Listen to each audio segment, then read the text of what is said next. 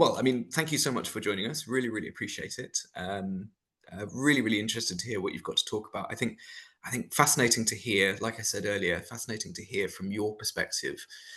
Seeing games businesses operate through the lens of an insurance company, a specialist insurance company to the industry, and essentially shining a spotlight on some of those fantastic best practices around sort of building company resilience. So, Phil, over to you. Take it away. Well, thanks, Leo. Thanks for lining me up. So, hi, everybody, everyone that's in the room. My name is Phil Wildman, and we run a specialist insurance broker that works mostly for the video game industry, so with developers and publishers around the world. Just to give some background on myself, I'm a big gamer. Love the industry, and been working in insurance for over 20 years. Found sort of a bit of a gap in support for the developers and publishers. So we started trying to figure out how to support them with insurance and how it works. And at the time, I knew a lot about video games, but not so much about the industry. And it's been a huge learning journey, and I've enjoyed every moment of it. And we're very proud to have quite a few clients that work with us, and we enjoy working with them. So. But that's allowed us to get, as Leo said, sort of an interesting lens that we can view the industry through, because of course insurance is there to sort of pick up the pieces when something's gone horribly wrong, and we've seen all kinds of stuff go wrong for studios at every stage of their journey, from new startups all the way to big established publishers. So the idea of today's presentation is it's not a sales pitch for insurance. I'm not here to try and scare you into getting on the phone to me and say, oh, we need insurance now. That's not the purpose. The idea is to try to give all of you guys some like actionable tips. So we're gonna run through different. It'll become obvious as I do the slides, but we'll run through like different elements of running a business and what the risk factors are. And to give you some actionable, like, hey, these are the common pitfalls, and you might want to take that away and think about it, so that ideally at the end of this talk, you've got some nice sort of ideas on, hey, maybe we should do this, and that will prevent issues. So the idea is by the end of this talk, you'll be so resilient, you wouldn't even need insurance because nothing will ever go wrong. Of course, the easiest way I was joking with Leo before we start, the easiest way to not have anything go wrong is to don't hire any people, don't make games, don't make any money, and just do nothing. And then nothing can go wrong. But this is an industry that relies on innovation and trailblazers. And sometimes it feels like people are all doing things by the seat of their pants, and just hoping for success. And it's a very innovative and exciting place to be in, and we've got the pleasure of navigating that through with some of our clients as they try to, I mean, the thing was, survive till 25, and now I don't know what's next, but it's a very interesting, fast moving, innovative space, but stuff does go wrong. And so without further ado, we'll move into the slides. So hopefully that gives you a bit of context. I've got about 6 slides. We've got about 45 minutes of slides, and then there'll be time for questions at the end.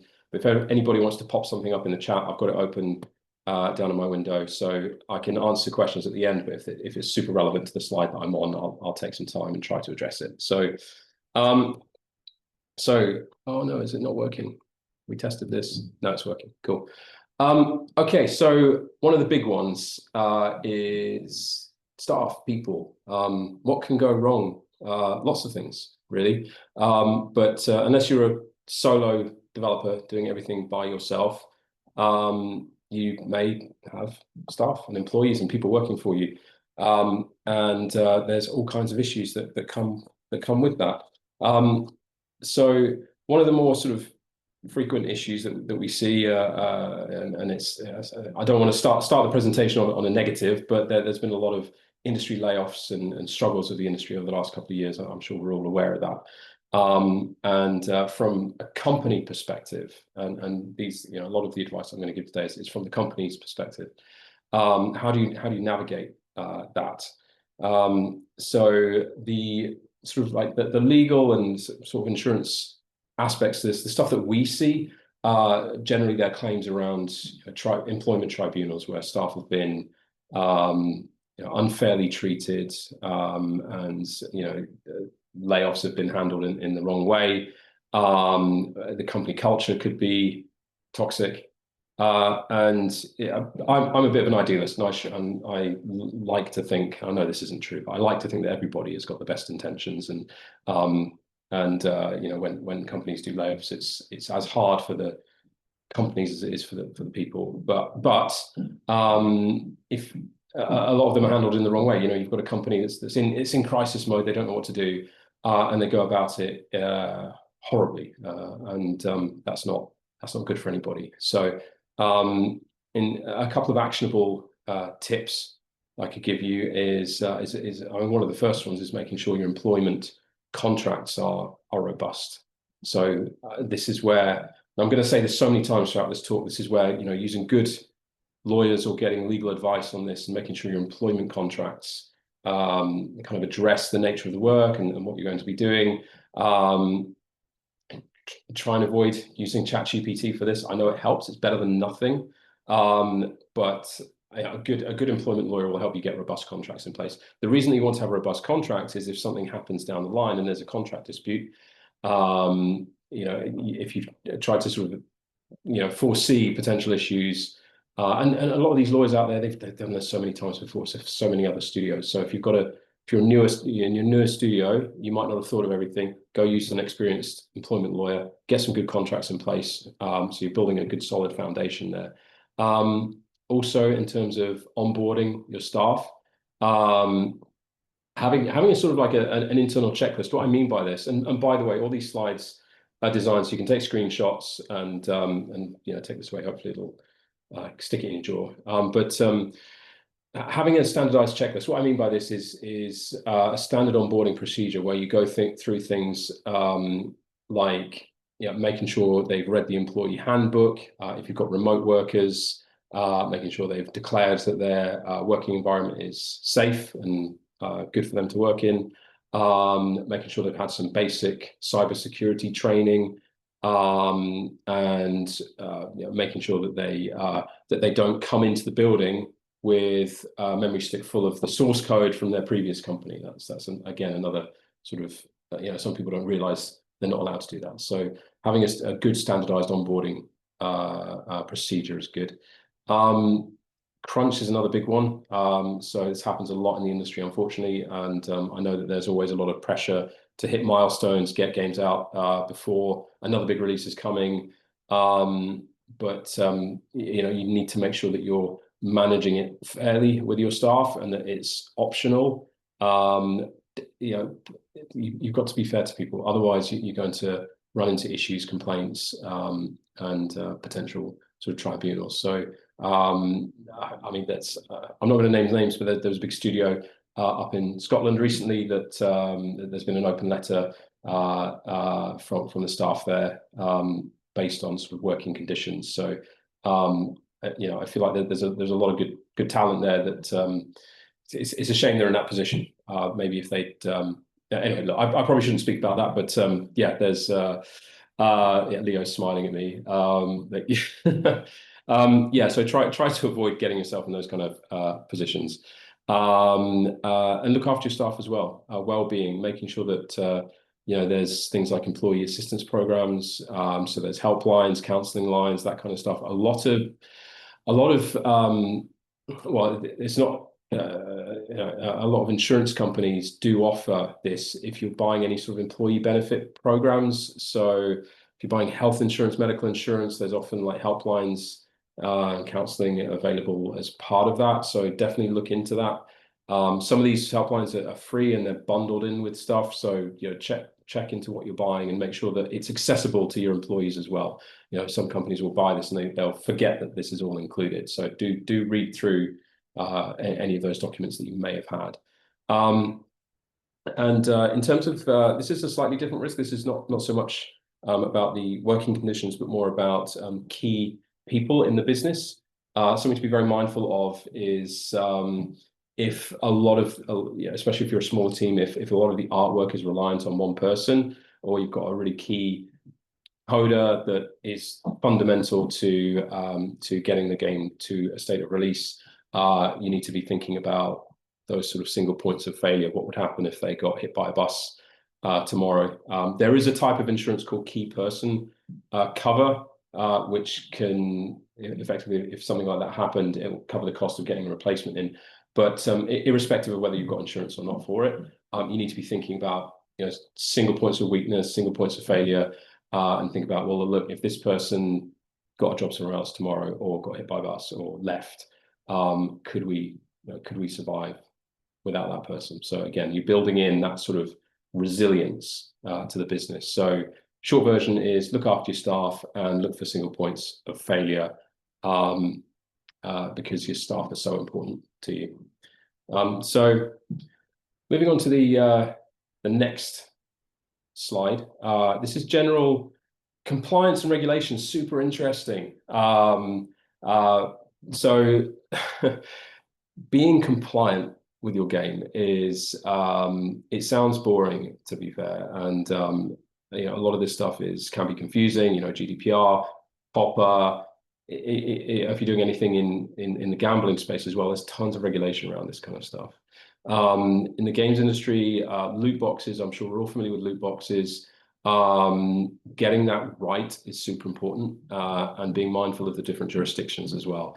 So again, lawyers can help with this, but be very mindful, especially if there's any sort of in-app purchases, virtual currencies in the game, especially if you're working with any or the games are targeted to a younger audience.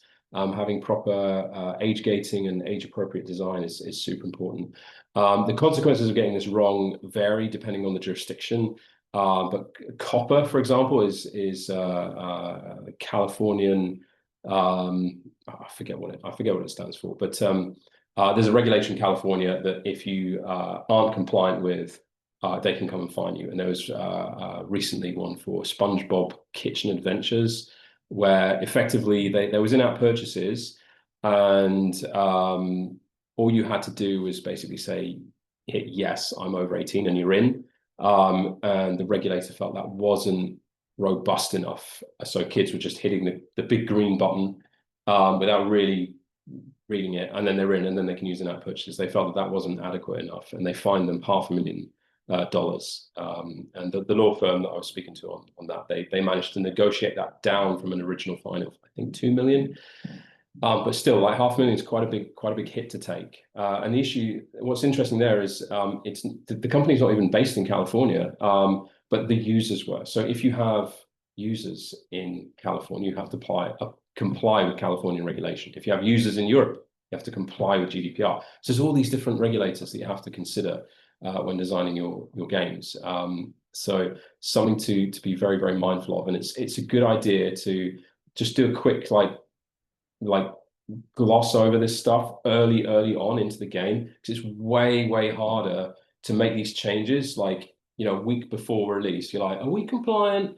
And then you realize you've got some fundamental redesigns you've got to do. If you try and get this stuff right early doors and build around it, it's way easier than trying to fix it like at the last minute. Like, oh shit, we forgot about copper, and now we've got to like totally redo how we do our in-app purchases. So get this stuff right early makes it a lot easier. So again, there's lots of lawyers out there that can help with this stuff. ChatGPT is okay to just give you a quick oversight of this kind of stuff. So feel free to ask the AI is like, oh hey, how would GDPR apply to my game? And it will give you a very, very high level, not particularly accurate, but super high level view. And it might flag some concerns like, oh, there is something here. That's when you need to go speak to some lawyers and make sure you get it right. You can't just rely on the ChatGPT defense. Like, oh, ChatGPT told me this was fine. That's you're still responsible for getting this stuff right. Cool. Okay. And Children's Online Privacy Protection Act. Yes, thank you, Leo. Yes, go look into that, everybody. Children's Online Privacy Protection Act. Again, one of the many things that you need to think of. If making a game wasn't hard enough, you have to think about that kind of stuff too. So moving swiftly on, your cyber security. Now, this is a big one for insurance. This comes up a lot. It's one of the key things that we get asked about all the time. So, oh, can I buy cyber insurance? And what does that mean? What does it look like? How does it work?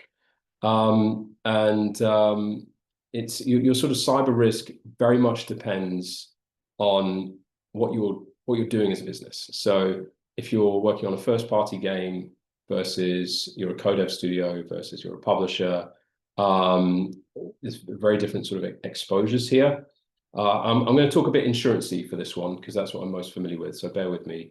But I would say there's really two main types of exposure here. You've got what we call your first party risks. So these are like you've been hacked, you've had all your servers been fried, and you've got a ransomware that you've got to deal with. You're locked out of your systems. Those are your sort of first party risks. The other thing to consider is your third party liabilities. So this is where you've been hacked into and it's caused an issue for someone else. So that's a bit more nuanced, but an example of that would be, let's say you're a co-development studio, and let's say you were. I'll give a real example here. So Cyberpunk was leaked. I don't know if you'll remember that, but that was a little while ago now. But it wasn't actually CDPR themselves that were hacked. It was one of the co-dev studios that they were outsourcing work to. They were hacked into, and because they had access to the source files of Cyberpunk, the hacker was like, "Oh wow, look what we found," and they leaked it online. So that smaller studio was liable to CDPR for that incident. And again, that's the kind of stuff that insurance can help with. It's called cyber liability insurance. But we're not here to talk about insurance. We're here to talk about how to avoid those kind of situations. And there's tons and tons of housekeeping and general business hygiene tips that we could give here. But I'll try to keep it short as possible, the big ones. And there's two sort of flavors to this. You'd have your sort of how open are we to an attack in the first place? And then if we are attacked, how quickly can we get back up on our feet? So I'm going to whiz through some of these actionable tips, and one of the big ones, it sounds obvious, but just back up your stuff regularly back it up. And one of the things that we tell all of our clients is to back it up to an offline location. Yeah, a lot of people we speak to on this point, they say, "Oh yeah, it's on the cloud. It's always backed up." But to back it up onto a physical hard disk, I know this is low tech and old school, but if you've got a physical hard disk on the shelf or something, you back it up once a day, once a week. If your network gets completely infiltrated and they start deleting everything from the cloud and then deleting everything from that, and and you're completely locked out of your own systems, you've still got all your files right there on the shelf, untouchable. So that's what we call a cold or an offline backup, or an air gap, sometimes called. So really, really good practice. MFA is another big one, especially if you have people working remotely as well. You need to make sure that they're adhering to best practices as well. So any of your sort of key systems, especially if they're online, if you're using AWS or Google Drives and stuff like that, make sure that they're difficult to get into. MFA is great, so do try and implement that as much as you can. And the next tip is VPNs, similar sort of thing. If you've got people working remotely, you want to do it through ideally through a VPN, just as an extra layer of security to things. It's very common in the industry for people to work from home. They're working sometimes on their own laptops, especially if you're a smaller studio. I mean, I know some studios will provide laptops to remote workers, that's a great practice to do. And they're all like pre-set up with all the security stuff on them, and the work that they're doing is just for that company. But I acknowledge, we know that a lot of people are, working on their home PCs as part of a smaller indie studio or something. Just got to be really careful on what people have access to and what security settings they have on their systems. So you don't want to be working on, you've got someone working on your game project in the afternoon, and then they're surfing the internet straight afterwards, and they pick up a virus or something, and then all your stuff's gone. So just be super mindful of that. Another thing that we ask studios is how often they provide cybersecurity awareness training to their staff, and I don't think I've ever come across anyone that's like, yeah, we do that already. This can be as basic as just watching a YouTube video. In fact, I've got a really good playlist, so if anybody wants it, let me know and I'll send you the playlist. It's literally just half an hour of like, this is what a phishing attack is, this is what a VPN is. This is no, I forget now, but there's this. It's only half an hour. They're mildly entertaining considering the subject matter. But my tip to anybody that runs a studio is just get all your staff to just spend half an hour of their day, watch all those videos. We've implemented it here as well. I've asked our HR guy to make sure everyone just watches this at the company. It's really, really good practice. We all think that we're clever and we're never going to get caught out, but just to be mindful of this stuff. Cool. Yeah, I've seen a few people in the chat that are asking for that. So yeah, cool. Yes, thank you, everyone. Yes, I'll get it to Leo. He can circulate this afterwards. Cool. Okay, yeah, the next tip is sort of segregating different bits of your business. Again,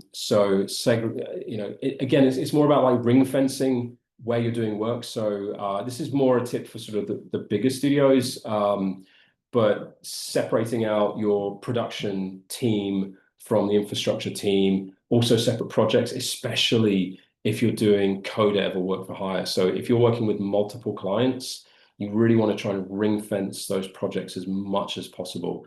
You don't want to run into an issue where you've accidentally sent the wrong thing to a client and it's their competitor's document. You really want to try and ring fence and silo those teams or that work as much as possible. So that's more of a risk for co-dev and work for hire. But yeah, again, just good practice. Try to build as many walls around your work as possible. And the last tip is, what do we do if we get hacked? So something that's known as a disaster recovery plan. I'm sure many people have heard of this already, but having a good DR plan in place is it's really, really important. It's almost something you want to like print out and have on the wall. And it's like, in case of emergency, break glass and read the DR plan. So doing a sort of like, okay, we've been hacked. What do we do? Just run through it. Do like a dry run of it. And make sure that you've got a good procedure and people are broadly aware of it, because if you get hacked into and everything's on fire and everyone's panicking, and we're actually going through this now with one of our clients. They're being threatened by somebody that said, oh, we've hacked into your stuff and we've got all of your source files and we're going to leak it unless you pay us. So they're in sort of panic mode. How do we deal with this? What do we do? So having a good disaster recovery plan in place and knowing like, right, these are the lawyers that we're going to talk to. This is the cybersecurity company we're going to call, so that you can move swiftly and not be like, oh shit, we need to like go and Google like what to do with this stuff, because it's very, very time sensitive. So yeah, question is, beyond financial compensation, does cyber insurance help with any aftercare to any degree? Yes, it does. So as I mentioned, there's two types of cyber insurance. You've got like first party, which is your direct losses, and third party, which is losses like liability to someone else. So that would be where you've been hacked and it's caused an issue to one of your clients. Your direct losses, in fact, it's the financial compensation is sometimes difficult to quantify. It's like, okay, we've been hacked. What was that worth? It's sometimes hard to really put a figure on that. So a lot of the stuff that you would get from first party insurance is more around the support, and they'll pay for you to get your website back up and running. They'll pay for you to get back on your systems. They'll have forensics teams that can come in and reconstitute scrambled data. So it's not really like, it's almost like it's not like a monetary amount you get. It's like they'll get you back up and running again. And they'll like run a tab for the cost of doing that. And there will be a cap on what they'll do. But yeah, that's kind of how it works. It's not like you get a financial payout, really. It's more like they'll, sort you out again. That's kind of how that works. Oh, and they'll often have a this is kind of cool actually. So they'll often have a like it's almost like a hostage negotiation service where, and this works actually. So the thing with ransomware attacks is it's usually a good idea to actually pay them. A lot of people think, oh, we don't negotiate with terrorists, sort of attitude, but actually, they aren't interested in screwing up your business. They just want to get paid. So ransomware insurance is part of our first-party cyber insurance. That generally will pay, and they'll usually outsource. So the insurance company doesn't do this. They'll outsource this to like almost like a hostage negotiation company. And I've been into one of their offices, and it's kind of like, it's almost like NASA. There's like loads of screens everywhere. It's really cool. And they'll actually track down the ransom attackers, and they'll engage with them, and they'll try and negotiate down the ransom. And they're like, they can say, oh, we want $1 million, and we'll give you 20 grand to fuck off. And sometimes they'll just be like, yeah, right. Yeah, it's super interesting. But yeah, they'll generally like go away if you pay them. So having ransomware insurance is a pretty good thing. And then they're skilled negotiators. So yeah, that was a cool day out. I was in Dubai for that, and it was all very very sci-fi. It felt like, but yeah, back in the day when I wasn't doing gaming insurance, I was doing just general tech. But yeah. Anywho, hopefully that was useful. Right, next. This is, I think I've skipped to, oh shit, I've deleted a slide somewhere. Okay, I'm really sorry, guys. I'm going to read from, oh, bugger, lost a slide. It's okay. I know what I'm talking about, so I'll just blag it without reading from a slide. So one of the more important slides. It's a two-parter, so you're missing the first part. So this is the second part. But one of the main things that we run into with insurance and claims is around contracts and breaching contracts. Top tip here is working with a good law firm. Yeah, definitely. I'll send it over. So I'm not going to interrupt this by trying to dig it out right now. I've got it on my other screen, but yeah, I'll put it into a PDF and I'll get Neo to send it to everybody. But yeah, top tip here is really work with a good lawyer on this. There's tons out there in the games industry. I'm sure Leo can recommend plenty, and we work with a bunch as well. They are worth their weight in gold. I know lawyers are expensive, but don't be afraid to open your wallet to get decent reviews of your contracts. Please don't use ChatGPT for this kind of stuff. GPT does not have the experience and the foresight that a decent games industry lawyer will have. One of the more common claims that we see is breach of contract claims, where you're doing either co-development or you're licensing IP. There's a whole section on licensed IP later. But any time that there's a business-to-business relationship, whether you're doing work for hire, co-dev, or you've got a publisher working with you, or an investor, there's generally going to be some sort of contract in place. And these contracts are not all standardized. There is no like tear it off from a sheet and everyone is the same. All of these contracts are, that I've seen, are pretty bespoke, and you'll have your legal team and their legal team that will go through it and redline and try and negotiate the best deal for each party, and you'll end up with something that's unique and special to your particular deal. But by working with a good lawyer, they will try to identify any gotchas in there. So If you're a smaller indie studio and you're looking for a publisher, and you're in a difficult position where you're like, that we just need a publisher to, otherwise we're going to have to close our doors and go and do something else. And you finally get that publishing agreement. You might be so excited or so pressured to just sign it. You're like, well, yeah, this seems fine. You might even run it through ChatGPT and be like, hey, ChatGPT, does this look all right? And it might come back with like, yeah, that's a really robust contract and blah, blah, blah. And you might just sign it. And it'll be full of stuff that favors the publisher. You really, there's a brilliant podcast by there's a guy called Brandon Huffman. If you Google like Brandon Huffman publisher contract tips, it's like an hour-long video, super good. He does a deep dive into this stuff. And one of the things he said that resonated with me is like, if you can't afford a lawyer, you can't afford a publisher. And I think that was such a great tip, because when you start working with a publisher, there's an obligation for you to deliver something.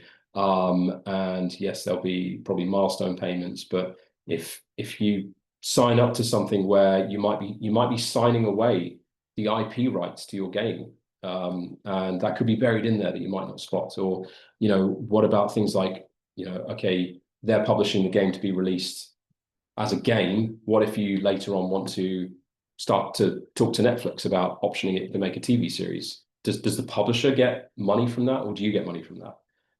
So there's lots of things like that a good games industry lawyer will think about, whereas you might not even be thinking about, what about the merchandise of the game? Is that, if we go and speak to somebody about creating merch, we've done that independently, it's our IP. Is the publisher owed profits from that or not? So those kind of things are really, really worth talking to a good lawyer about. And those are the things that cause arguments and fights. So tons and tons of sort of potential pitfalls. And I'm not trying to blast publishers. They're great. A good publisher can be your best friend, but just tread carefully. And it's not just publishers. It's any company. You could be outsourcing work. So you could be outsourcing work. So okay, we're going to outsource to an audio company that does sound design and special effects and stuff. What if you're not happy with their work? What provisions in that contract allow you to complain? Do you get your money back? Do they have to pay damages? That kind of stuff. Is it this video? Hang on. It probably is. Yeah. That's the video. Yeah, great video. So yeah, Brandon's a cool guy as well. Good friend of mine. So yeah, that's definitely worth a watch, guys. Anyway, what was I saying? Yes, so it's not just the publishers. It's if you're doing outsourcing work to other studios, like just be thinking about like what could go wrong here. So generally, I feel like I'm repeating myself, but yeah, lawyers are worth the money for this kind of stuff. Yeah, with licenses as well. So if you're licensing in IP, now we're back onto the slides again. So yeah, checking for scope, make sure that's crystal clear, making sure the contracts are clear, transparent, everything is defined. Define things as well. That's another really good tip. So if it's like, you're gonna give the publisher or the IP licensor like a percentage of profits. How do you define profits? I've seen studios get caught out where the publisher will say, you'll get 20% of the profits until we recoup, but then they'll suppress the sales, or they'll fiddle with it a little bit, or they'll do something where the way that they define profits means that there's no profit. So just make sure everything is defined. I'm used to that in insurance because when insurance claims get paid, the insurers want to make sure there's no gray areas. They're like, okay, what's the definition of this? What's the definition of that? I guess a real world example of that. If anybody's heard the story of how Tetris was originally made, and there's been a movie about that, which is like there's a lot of Hollywood license, but I think there's even a car chase in it. But it's a pretty good movie on like the how they sort of like got away with the definition of a computer system requiring a keyboard or something, and that's how the Game Boy got the license or something. I don't remember exactly, but it was like the definition of computer or something wasn't properly defined, and it added this loophole. So get your definitions crystal clear. So yeah, working with outsource, kind of covered that already. Sorry, another question that's coming. Usual percentage share from publishers. So I'm not the expert here, but generally publishers are going to want their money back. So I'm sure someone more qualified than me can answer this question, but generally there'd be like a 80-20 split on the revenues from the game after the platforms have taken their cut.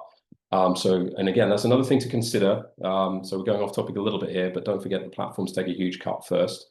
So again, make sure that's defined in your contracts too. It's like, is the money that we get before or after the platforms get their cut? So it can get whittled down really quickly, but generally there'll be the lion's share will go to the publisher first until they've hit their recoup. So that could be, they might say like, oh, we want a double recoup.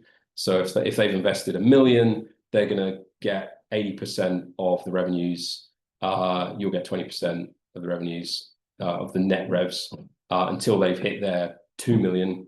And then it might flip and then you get more. But of course, after the game sort of had its big launch, and that's when most of the sales will be, you'll then get generally that's true. But anyway, I'm not the expert on this. This is there's much more qualified people to talk about that kind of stuff, negotiating publishing contracts than me. But my perspective and through my lens is make sure whatever you agree to is crystal clear. I'm not here to really give you business advice on negotiating a publishing contract other than make sure that it's crystal clear and there won't be disputes. So that's the thing to get right, is that there's some really, really great consultants out there. And I'm sure Leo can recommend a few that can help you negotiate a good deal. But in terms of like being resilient, you want to make sure that there's no loopholes and stuff is super well defined. Another thing that we see sometimes is when you're developing with other developers, things around ownership, who owns what, and also if it's going back to my first slide on sort of people risk. If you're working as a smaller team, making sure that you're defining who owns what in the business. So we've seen a few instances of sort of student teams that have come out of university with a project that was their like final year project or something.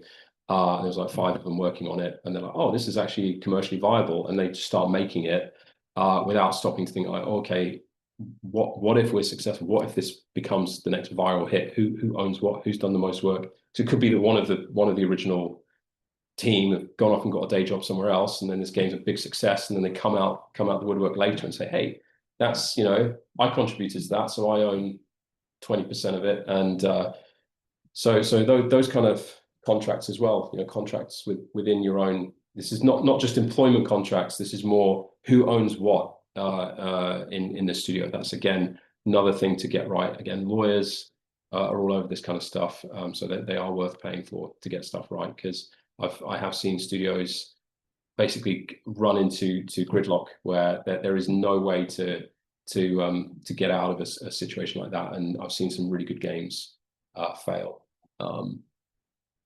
Debugging a publishing agreement with Felix. Oh, Felix is great. Shout out to Felix. He's amazing. So if anyone gets an opportunity to speak to Felix at Level Up Partners, great guy, really good guy. So cool. Now, this could be a really, really short slide. If you run out of money, that's bad. But some just general financial tips here. Try and avoid running out of money. Think about your runways. This is and apologies, this is so easy to say, but very difficult to do sometimes. It's very easy for me to sit here and say, oh, just make sure you've got 6 months of operational runway. That's easier said than done. I know that, but do try to keep a bit of a buffer. You never know what's around the corner. Using milestone escrows when dealing with publishers is good practice as well. That helps you sort of secure the process. So again, that's another good tip. So sort of like how, how are these milestones being paid? The other thing to consider are things like currency swings. I know that sounds like not an issue, but if you're getting a lot of revenues in from the USA and then suddenly the dollar value tanks, that could be an issue for you. So again, that's something to be mindful of. I mean, again, there's consultants that can help you with this, and this might be more relevant to some of the bigger studios. Yeah, being mindful of where you're making money, currency swings is important. If you've got any big transfers as well, you can hedge that. So let's say you've done really well through your sales in America. Maybe don't transfer that over on a drip. You might want to just let it build up. That's something we do actually as a company. So we have clients in the USA, and we'll allow the premiums and commissions sort of build up out there. And when it doesn't make much difference for our size, but we might get an extra 50, 100 quid if we transfer it on a favorable exchange rate day. But when you're working with bigger numbers, that can make a little difference. So yeah, something to be mindful of.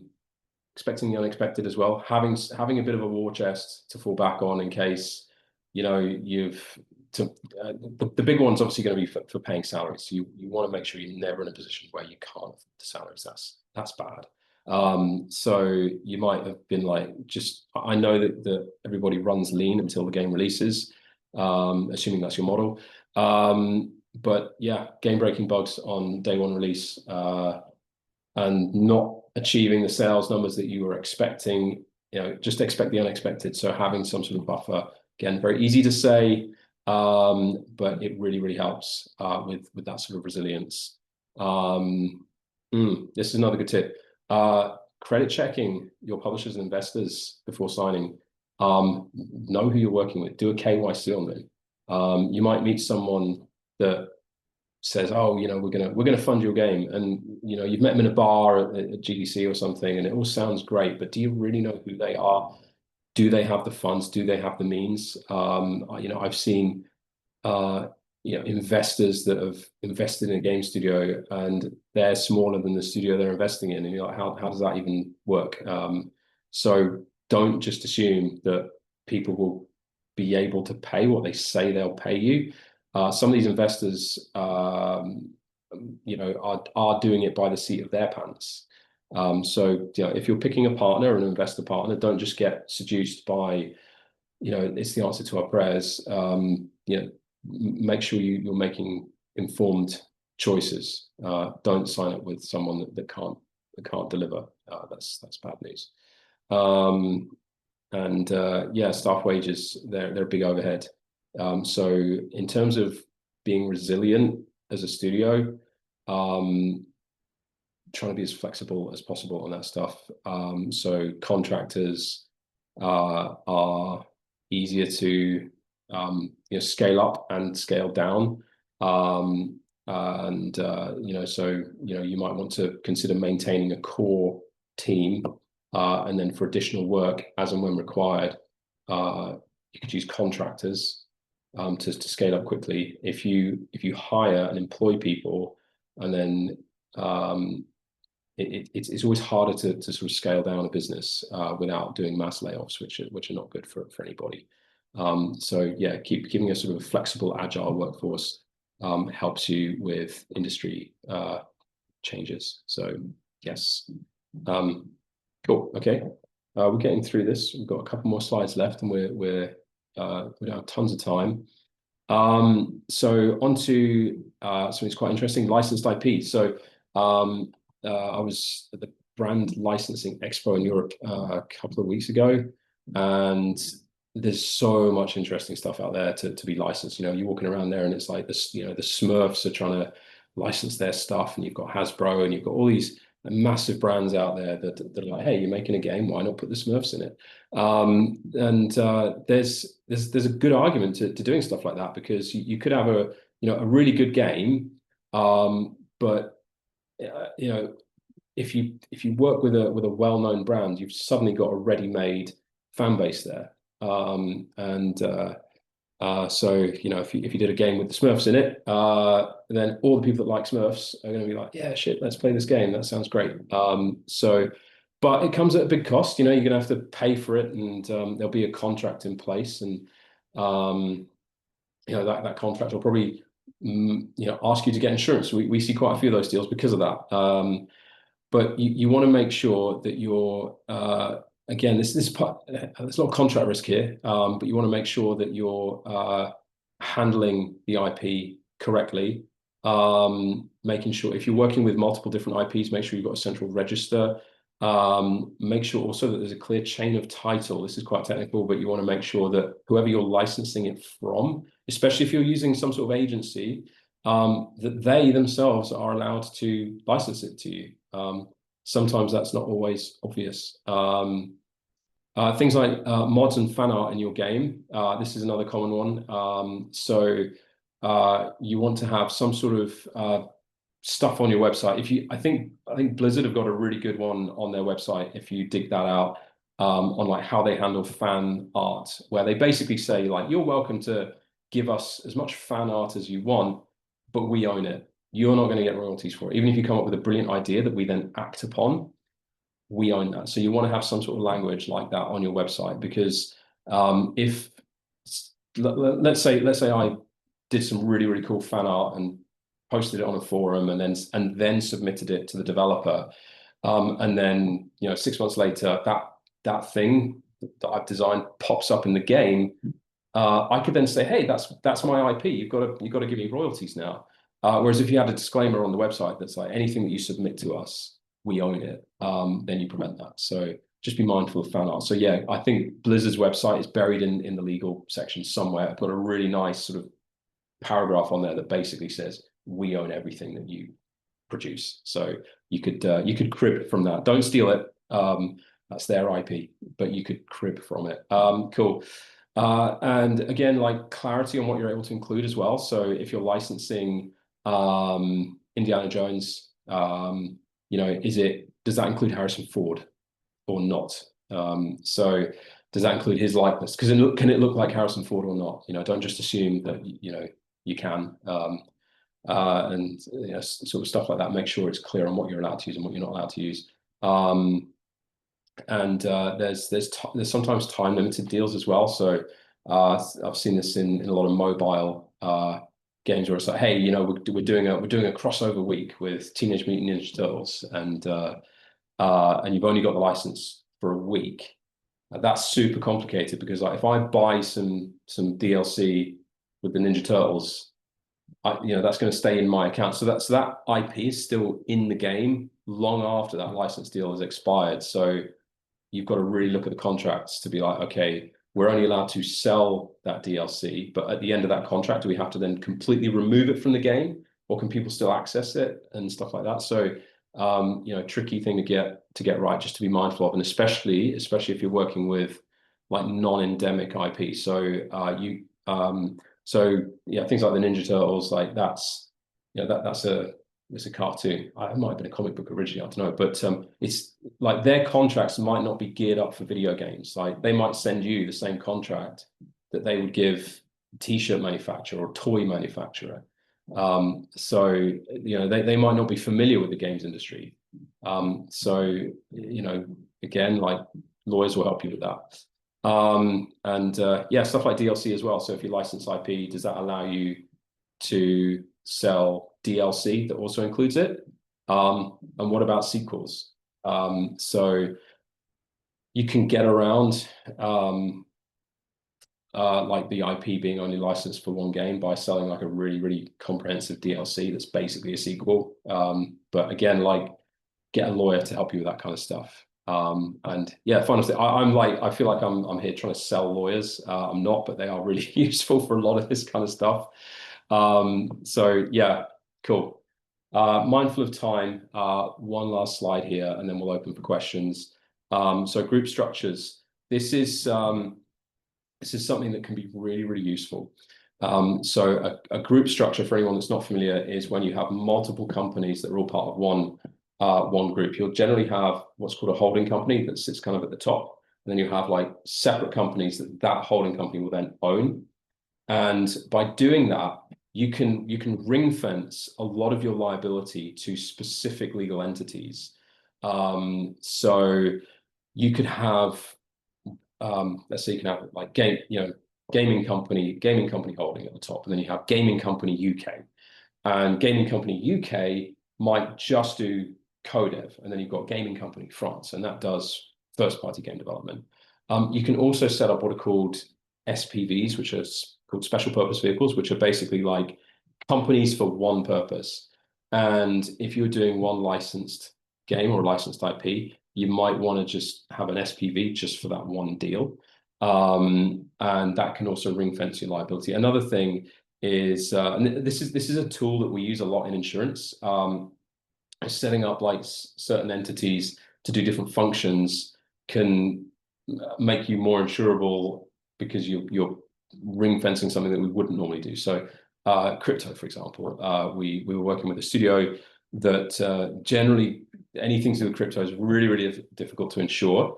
But they were doing tons of other stuff, and it was just one little like sort of bit of their business that it was super risky, and we didn't want to. Well, the insurers didn't want to cover it. So what they did was they set up an SPV for it. They set up a separate company, put all the operations, all the crypto and blockchain operations into that entity, and then we just insured the rest of it. So any liabilities are limited to that limited company. So that's what a limited company means. It's like the liability is limited with that within that legal entity. So you can use that to your advantage. You can also set up. I'm not here to give tax advice. I don't know if there was a disclaimer at the beginning of this, but you can also set up structures where you've got companies in Delaware, for example, where taxes are really low, and you can sort of make money in different jurisdictions. But that in itself has risk.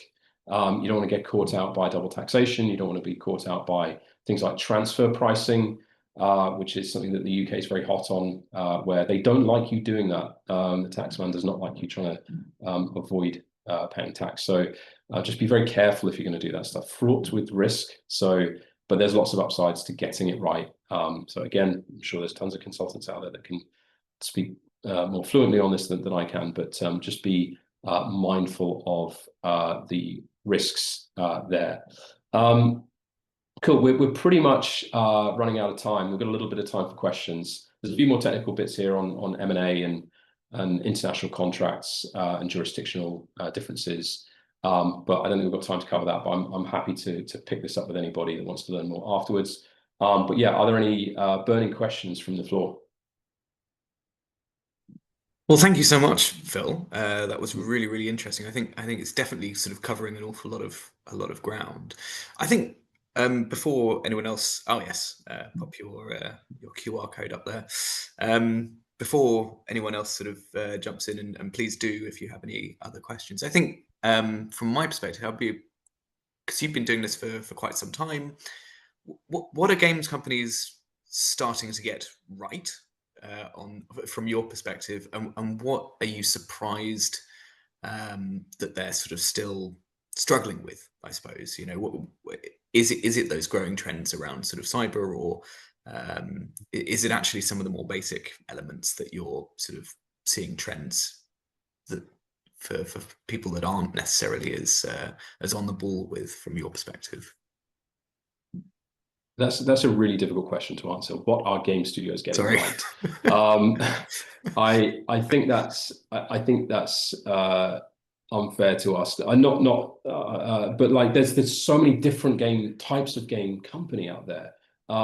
So we can't just be discussing. And I think a lot of us fall into this trap where we talk about the games industry. It's an industry of mini industries, right? So it's not just about what's the games industry getting right. It's like what are developers doing better? What are publishers doing better? Codev, work for hire studios. Everybody's doing something very, very different in this space. I think the industry is maturing. It's often compared with the film and media industry that's been around for hundreds of years. And and they've got very well established ways of doing things. But I quite like that the games industry is so creative, and it's got this sort of like scrappy energy that, like, hey, we're doing something cool. We're making products for fun, generally. Gambling industry aside, where they make products to make money. Some of them are fun. But I think the industry is definitely maturing. It's definitely been through some shit over the last couple of years. So there is those that remain are have been through some tough shit, and they've got that inherent resilience now, and that's a lot of what I've been talking about today, because they've been through all this, and we've seen it as well. We've been around since, I think we started doing this in 2017, so we've been through the whole COVID thing and seen all kinds of stuff in the industry. But I think it's very difficult for me to say what's the industry doing right, other than that they're still making brilliant games, and I can't get through as many games as I want to. My unplayed list on Steam is just getting longer and longer by the day. I'm very shameful of that, but I think what the industry is doing right is they are making fantastic games. That's good. And what are they doing? What are they doing wrong? What are we commonly seeing issues with? I think a lot of the stuff I've discussed today is there's such an eagerness to create brilliant products that sometimes they need to just take a minute to step back and consider some of the stuff I've discussed today. I know it's like the boring stuff. It's like, oh, we need to look at our legal stuff. We need to think about our employment contracts, when you just want to get on and do things. And I know that it puts a bit of a dampener on that sort of creative enthusiasm. But this is why we had this talk today. It's like a lot of these sort of like boring things, if you just take a minute and think about it, you could save yourself so much hassle and aggro down the line. So I would say to anybody, just assume that you're going to be really successful. Just assume you'll be successful, and you're now running a really successful studio. You don't want to build a castle on sand. You need those solid foundations first. So for every minute you spend today addressing all this stuff that we've discussed, you're going to save yourself hours of aggro and cost down the line to put it right later. Fantastic, sound advice, Phil. So yeah, I think thank you so much for joining us today. I really appreciate it. It's been really interesting listening to quite how varied this sort of your talk has been. Actually, it's been really refreshing, actually, seeing pulling together lots of different strands. So yeah, thank you so much. Thank you for having me. I hope people enjoyed it, and I've waffled on for a whole hour, and so thank you everyone for putting up with me. It's really great to have you all here. And if anybody wants to reach out and chat to me separately, always happy to give my time and advice for free. I do this because I love it.